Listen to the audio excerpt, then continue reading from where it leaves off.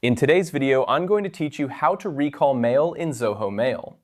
If you've ever sent an email and immediately wished you could take it back, you'll be relieved to know that Zoho Mail offers a feature to undo sent emails. Let's walk through the steps to set this up so you can recall emails whenever necessary. First, you'll want to start by navigating to your Zoho Mail homepage. Once you're logged in, you should see your inbox and a variety of tools at your disposal. Now, to access the settings that will allow you to recall an email, look towards the top right of your screen. You'll notice a gear icon, which is your gateway to customizing your mail experience. Click on that gear icon.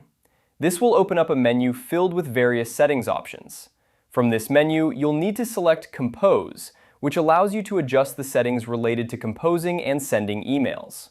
Once you're in the Compose settings, you'll need to scroll down until you find an option labeled Undo Interval. The undo interval is essentially the grace period you have to decide if you want to recall an email after hitting send. By default, this might be set to a minimal time, but you can adjust it to fit your comfort level.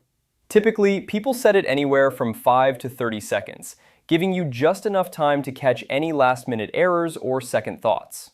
After you've set your desired undo interval, you're all set. Going forward, whenever you send an email, you'll see an option to undo the send within that time frame.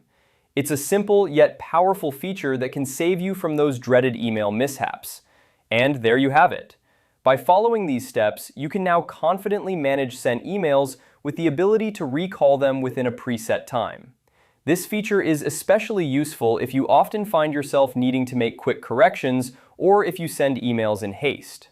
Remember, setting up your undo interval is a one-time task, but it can save you from countless headaches in the future. Thanks for watching, and I hope you found this tutorial helpful. If you have any questions or need further assistance, feel free to reach out in the comments section. Don't forget to like and subscribe for more useful tutorials like this one. Happy emailing!